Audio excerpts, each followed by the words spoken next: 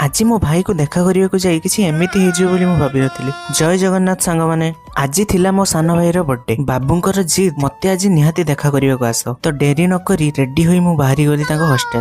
बाटरे मिठा और चॉकलेट धरी फाइनाली बस रे बसिली। तांको हॉस्टल पुणी एठू 150 किलोमीटर दूर रे। तो 3 घंटा बस रे बसिला परे पहुंची गली पानी कोइली रे। सेठू गोटे ऑटो धरिली और चलली तांको हॉस्टल। तांको हॉस्टल ही देखा गलानी चलंतु जिबा।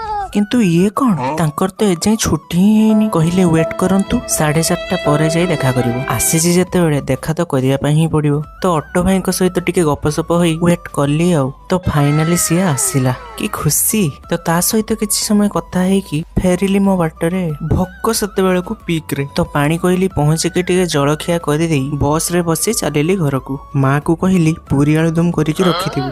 फाइनाली राति 10:30 घरे पहुंचली। तो मु चलली खाइकी सोइबाकू। तो वीडियोटी भल लागिथिले लाइक शेयर एंड सब्सक्राइब करंतु। जय जगन्नाथ।